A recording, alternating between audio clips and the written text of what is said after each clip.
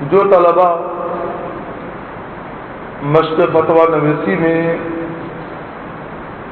داخلہ لیتے ہیں تو ان کا پہلا سبق جو الف با کی حیثیت رکھتا ہے یہ ہوتا ہے کہ سوال کو غور سے پڑھو، بار بار پڑھو۔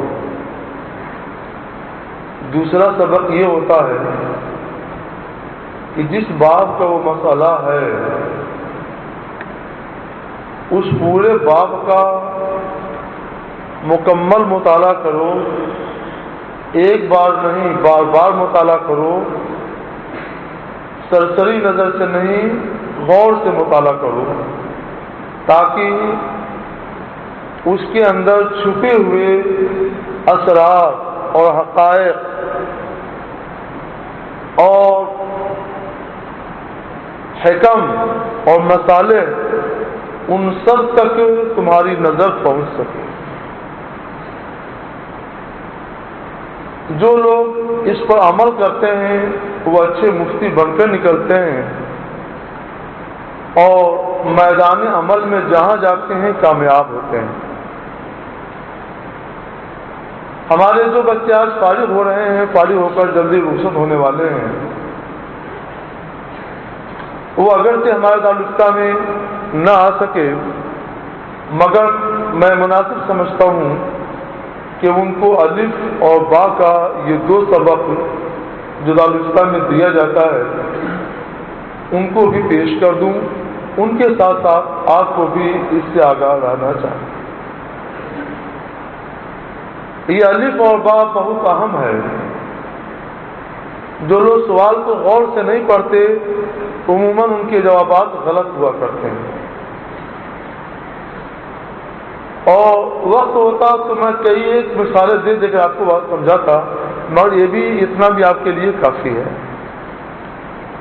اور جو لوگ سوال تو سمجھ لیتے ہیں اور اس باب کے مطالعے کے دوران کوئی جزیہ مل گیا، کوئی مسئلہ مل گیا اور سمجھتے ہیں کہ یہی میرے مسئلے کا جواب ہے اور وہیں پہ اپنے مطالعہ کو موقوف کر دیتے ہیں، آگے نہیں بڑھتے، تو عام طور پر زیادہ تر ان کے جوابات بھی غلط ہوا کرتے ہیں۔ اس لیے یہ ہدایت کی جاتی ہے کہ سوال کو بار بار پڑھو، غور سے پڑھو، جب سمجھ جاؤ تو اب غور کرو کہ کس بات کا یہ مسئلہ ہے۔ جب اس بات کی نشاندہی ہو جائے یا سمجھ جاؤ تو غور سے بار بار اس باب کا مطالعہ کر لو گے تو انشاءاللہ تعالی اچھا جواب ہوگا، صحیح جواب ہوگا۔ تم دارالفتہ میں نہیں آئے، میدان عمل میں جا رہے ہو، وہاں تمہارے سامنے فتاویٰ بھی پیش کیے، فتاویٰ بھی لائے جائیں گے کہ اس پر تصدیق کر دیں، کچھ ایسے مسائل لائے جائیں گے کہ جن کے بارے میں آپ سے ان کا حکم دریافت کیا جائے گا، آپ کے ذہن میں اس کا جواب حاضر نہیں ہوگا تو آپ بار شریعت اٹھائیں گے، فتاوی رضویہ اٹھائیں گے۔ اول نظر میں جس مسئلے پر آپ کی نظر جمی، جس حکم پر آپ نے سمجھا کہ یہی اس کا حکم ہے، آپ نے بتا دیا، حالانکہ وہ غلط ہے۔ ہم صرف اتنی بات سمجھا کر کے گزر جائیں گے، اس بات کو سمجھانے کے لیے بھی گھنٹہ ڈیڑھ گھنٹے کا وقت چاہیے۔ ہم کوشش کرتے ہیں کہ آدھے گھنٹے میں کچھ نمونوں کے ذریعے آپ کو آپ کے ذہن نشین یہ بات کر سکیں۔ ابھی ایک مسئلہ اٹھا تھا کہ رام کی تعریف کرنا کفر ہے یا نہیں۔ اس میں ایک طبقے نے فتاوی رضویہ کا ایک فتویٰ پڑھ لیا اور اس کی روشنی میں ایک حکم بھی صادر کر دیا۔ میں اس فتوے کا وہ ضروری اقتباس پیش کر دیتا ہوں۔ اس میں ہے اعلیٰ حضرت رحمت اللہ رضوان لکھتے ہیں ان کے یعنی غیر مسلموں کے دیوتاؤں اور پیشواؤں اور مذہبی جذبات کا اعزاز درکنار جو ان کے کسی فعل کی تحسین ہی کرے۔ تحسین کا مطلب سمجھا گیا تعریف کرنا، جو ان کے کسی فعل کی تحسین ہی کرے باتفاق ائمہ کافر ہے۔ یہ مسئلہ حق ہے۔ رمز العیون والبصائر میں ہے اتفق مشایخنا ان من رأى امر الکفار حسنا فقد کفر، جس نے کسی کافر کے عمل کو اچھا گمان کیا وہ باتفاق مشائخ کافر ہے۔ یہ رمز العیون میں بھی ہے اور فقہ کی بہت سی کتابوں میں یہ جزیہ موجود ہے۔ اس کی بنیاد پر یہ حکم دے دیا گیا کہ کفر ہے۔ لیکن اگر فتاوی رضویہ کے کتاب السیر کا پورا مطالعہ کیا جاتا تو میں سمجھتا ہوں کہ کوئی بھی خدا ترس جو مسئلہ سامنے آیا ہے اس مسئلے پر کفر کا حکم جاری نہیں کر سکتا۔ فتاوی رضویہ میں ایک نہیں دسیوں ایسے مسائل ہیں جو پڑھتے وقت مہمیز کرتے ہیں کہ اعلیٰ حضرت علیہ الرحمٰ نے جو بات لکھی ہے اس پہ غور ہونا چاہیے، کس موقع محل کی یہ بات ہے، اس کا مطلب کیا ہے۔ اب ہم آپ کو بتاتے ہیں، اعلیٰ حضرت علیہ الرحمٰ فرماتے ہیں کہ ان کے کسی فعل کی یعنی غیر مسلموں کے کسی فعل کی تحسین ہی کرے باتفاق ائمہ کافر ہے۔ اب دیکھیے، ان کا ایک آدمی ہے مالدار جو بلا تفریق مذہب و ملت مسلم غیر مسلم سارے مریضوں کا علاج کرتا ہے، ان کی مدد کرتا ہے، تو لوگ کہتے ہیں کہ اچھا آدمی ہے، سب کی مدد کرتا ہے، لاکھوں لاکھ روپے سے علاج کراتا ہے۔ تو ان کے فعل کی تحسین تو ہوئی، کیا وہ ایسے ہزاروں لوگ ہیں جو اس طرح کے لوگوں کی تعریف کرتے ہیں، تو کیا ایسے ہزاروں مسلمان کافر ہو گئے؟ غور کیا جائے تو ہر کوئی یہ کہے گا کہ نہیں وہ کافر نہیں۔ ایک شخص ان کا کشتی لڑتا ہے اور جو اس کے مقابلے میں آتا ہے سب کو پچھاڑتا چلا جاتا ہے، کہتے ہیں کہ بڑا اچھا پہلوان ہے، کشتی بہت اچھی لڑتا ہے۔ ایک غیر مسلم کے فعل کی تحسین تو ہو گئی، مگر کیا وہ کافر ہو گیا؟ ایسے غیر مسلم بہت سے ہیں اور ان کے مداح ان کی تعریف کرنے والے ہندوستان ہی میں نہیں دنیا میں لاکھوں ہیں، بلکہ ان سے بھی زیادہ ہیں۔ تو کیا وہ سارے لاکھوں لوگ جو ان کے اس کی اچھی کشتی کی تعریف کر رہے ہیں وہ سب کے سب کافر ہو گئے؟ نہیں۔ ہم چاہیں تو ایسی 20 نظیریں دیں اور آپ سنتے رہیں، 2 نظیریں بھی سمجھنے کے لیے کافی ہیں۔ اب آپ غور کریں گے تو آپ خود 20 نظیریں اپنے غور کر کے 20 نظیریں اس کی نکال لیں گے کہ 20 موقعوں پر کافر کی تعریف کی جاتی ہے، غیر مسلم کے فعل کی تعریف کی جاتی ہے، تحسین کی جاتی ہے، مگر کسی کے وہم و خیال میں بھی یہ بات نہیں گزرتی ہے کہ وہ کافر ہو گیا۔ حالانکہ فتاوی رضویہ میں اعلیٰ حضرت علیہ الرحمٰ لکھتے ہیں کہ جو ان کے یعنی غیر مسلموں کے کسی فعل کی تحسین ہی کرے باتفاق ائمہ کافر ہے۔ پھر وہ کافر کیوں نہیں ہے؟ لاکھوں لاکھ مسلمان مدعی کرتے ہیں اس طرح کے افعال کی، کافر کیوں نہیں ہوتے ہیں؟ کوئی سوچتا بھی نہیں، کسی کے حاشیے خیال میں بھی یہ بات نہیں آتی ہے۔ تو آپ کو میں بتاؤں فتاوی رضویہ کا معاملہ یہ، میں نے بہت پڑھا ہے فتاوی رضویہ کو، فقہ میں نے ہدایہ خیرین سے بھی سیکھی ہے اور فتاوی رضویہ سے بھی سیکھی ہے، اور میں نے بارہا کہا ہے درسگاہ میں بھی، اپنے طلبہ سے بھی، جلسگاہوں میں بھی، کہ آج جو فتاوی رضویہ کو جتنا زیادہ سمجھتا ہے وہ اتنا ہی بڑا مفتی ہے۔ سمجھنے کی ضرورت ہے۔ ان کے کسی فعل سے مراد ہے ان کا ایسا فعل جو ان کا شعار ہو، چاہے شعار مذہبی ہو یا شعار قومی ہو، شعار ہونا چاہیے کہ جب وہ کام کرتے دیکھا جائے تو یہ آدمی یہ سمجھ لے کہ وہ غیر مسلم ہے، وہ کافر ہے، کوئی مسلمان نہیں ہے۔ اور غریبوں کی مدد کرنا، بیواؤں کو سہارا دینا، اچھی کشتی لڑنا، مریضوں کا علاج کرانا، اچھے رن بنانا وغیرہ وغیرہ، یہ فعل کافروں کا غیر مسلموں کا شعار نہیں ہے، یہ تو ایسے افعال ہیں جو ہمارے اور ان کے سب کے درمیان مشترک ہیں، کہ ان کا فعل نہیں ہوا، جو ان کا فعل خاص نہیں ہوا، یہ وہ فعل ہمارا بھی ہے، مسلمانوں کا بھی ہے، غیر مسلموں کا بھی ہے، سکھوں کا بھی ہے، عیسائیوں کا بھی، سب کا فعل ہے۔ ان کا فعل تو وہ ہے جو ان کا شعر خاص ہے۔ جیسے زنار باندھنا یہ ان کا اپنا فعل ہے، مسلمان کا فعل نہیں ہے۔ مہادیو کے آگے پوجا کرنا، سر جھکا لینا ان کا اپنا فعل ہے، مسلمان کا فعل نہیں ہے۔ قشقہ لگانا یہ ان کا اپنا فعل ہے، کسی مسلمان کا فعل نہیں ہے۔ یہ ان کے افعال ہیں۔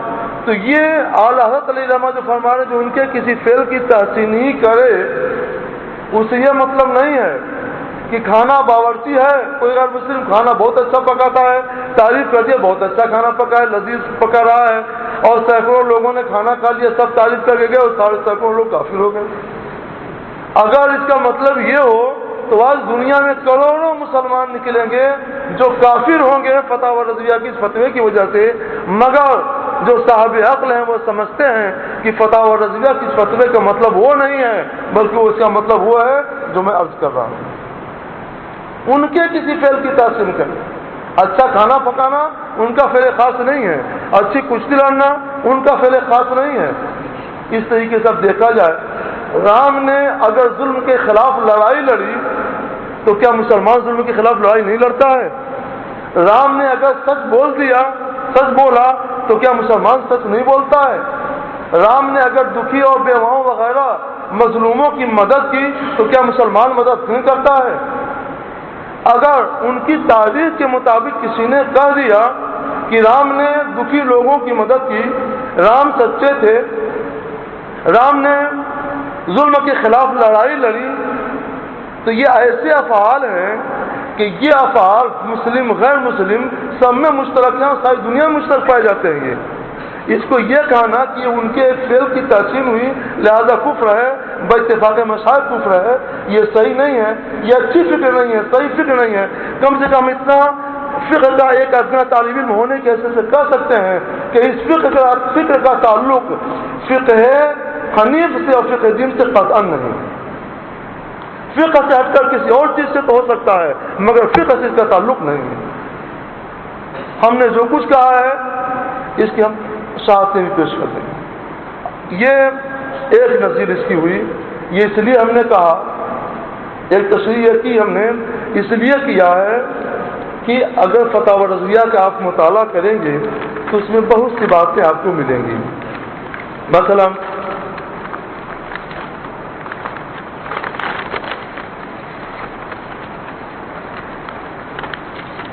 ایک بزرگ ہیں مرزا مظہر جانا رحمۃ اللہ علیہ، مشائخ نقشبندیہ میں اہم مشائخ نقشبندیہ میں ان کا شمار ہوتا ہے۔ ہمارے محب گرامی حضرت مولانا نفیس احمد نسوائی صاحب نے مشائخ نقشبندیہ کے عنوان پر بہت ضخیم کتاب لکھی ہے، اس میں ان کا بھی ذکر ہے نا، ان کا ذکر ہے، آپ لوگ چاہیں تو ان کو دیکھ سکتے ہیں وہ کون ہیں اور کیا ہیں۔ ان کے ایک مکتوب کے حوالے سے ایک سوال کے جواب میں اعلیٰ حضرت محمد رضا علیہ رحمۃ اللہ اسی فتوے کے چند صفحات کے بعد لکھتے ہیں۔ یہ سب فتاوی جو ہیں فتح و رضویہ جلد ششم سے لیے گئے ہیں۔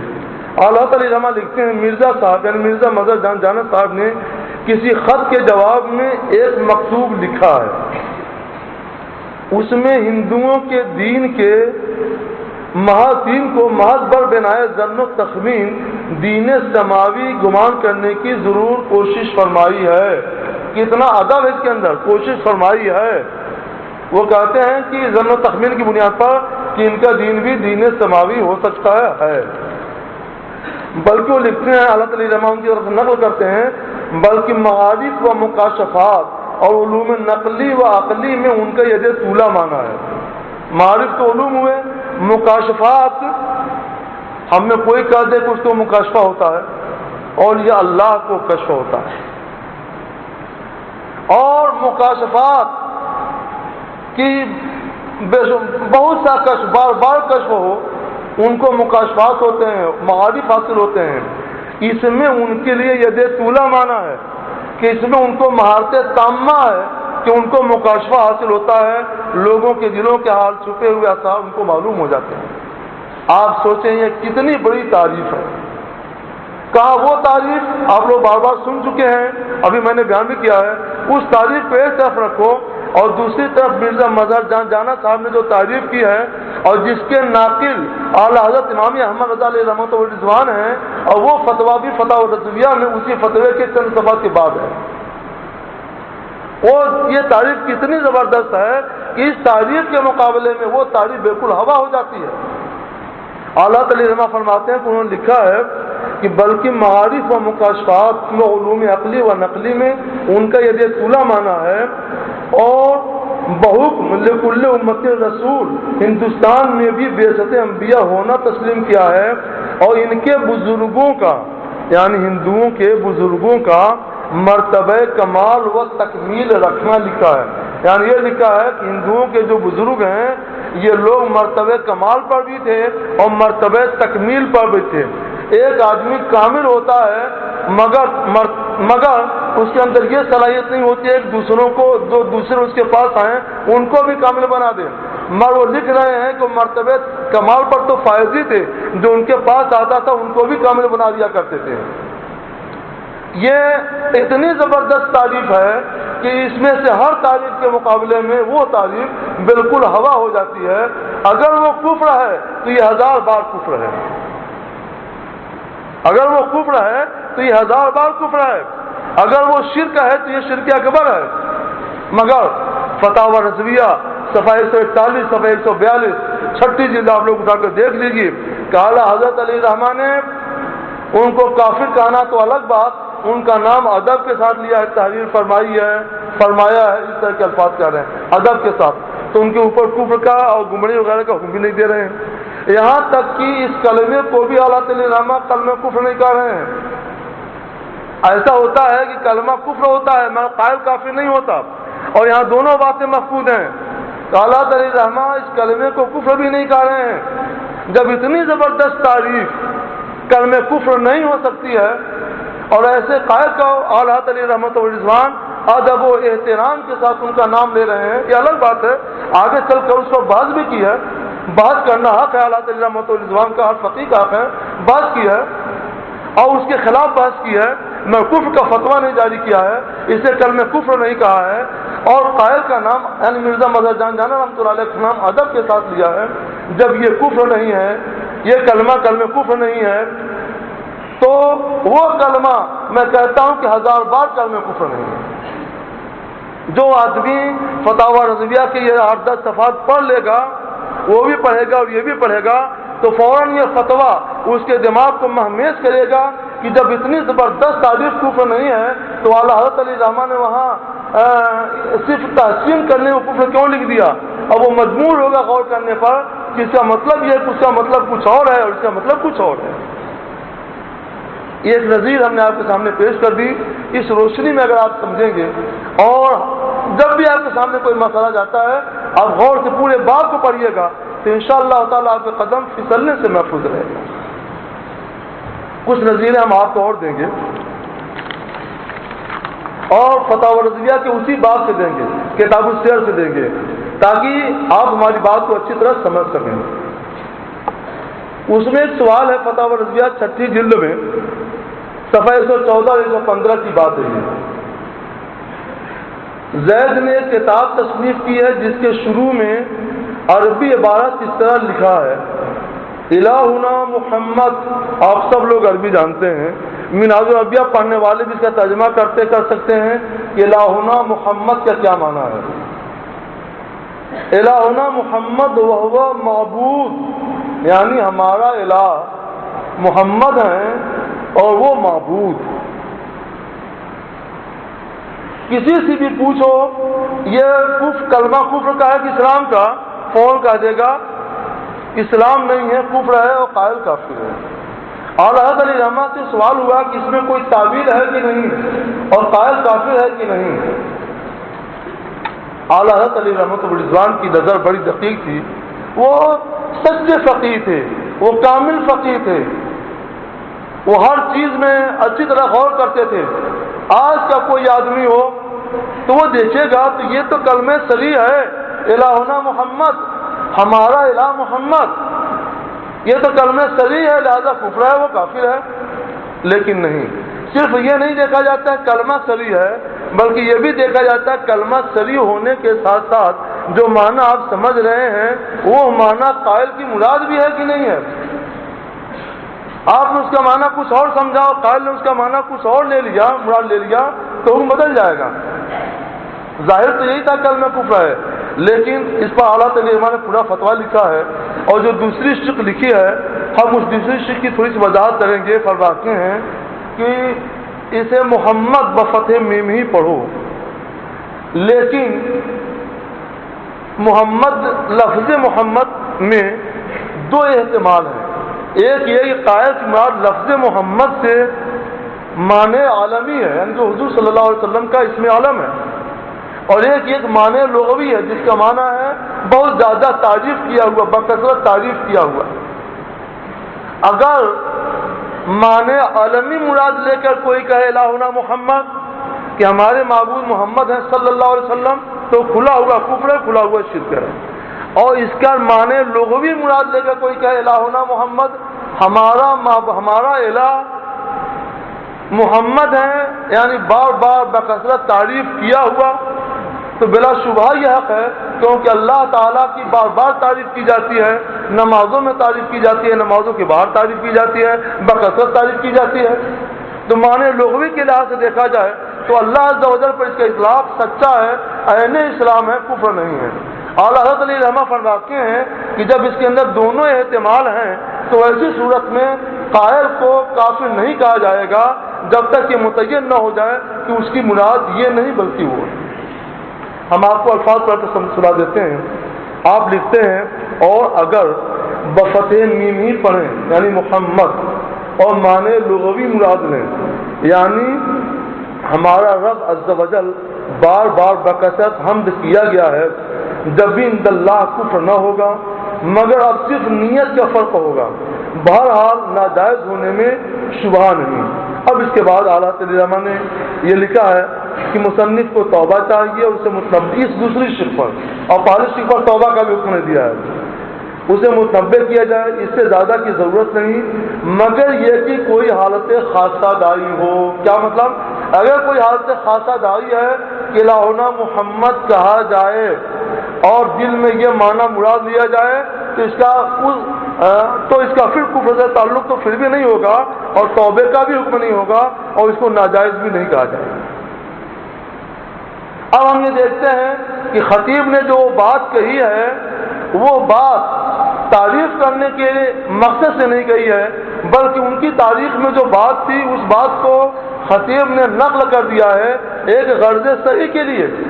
وہ غرض صحیح خطیب کی کلمات خطاب سے بھی ظاہر ہوتا ہے اور خود خطیب نے اپنی مراد بھی متعین کر کے بتا دی ہے.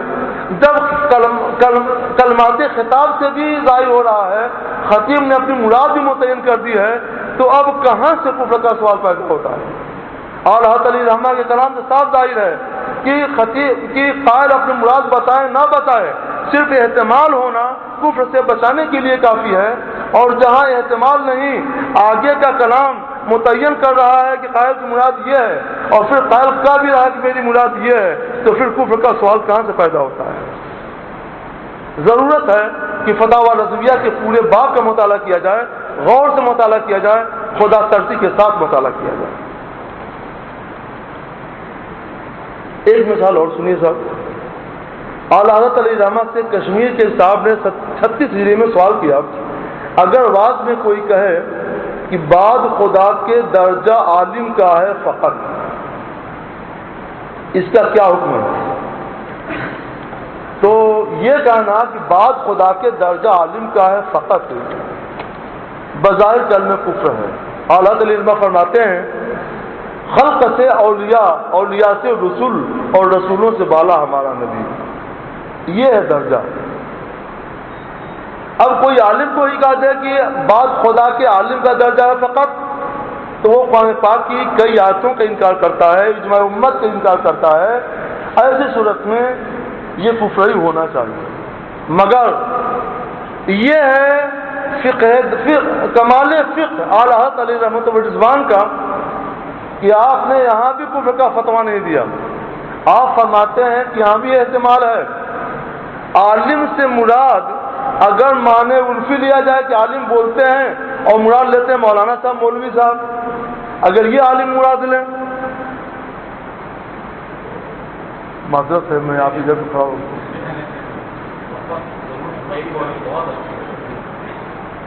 ادب سے پاک کر دیجیے۔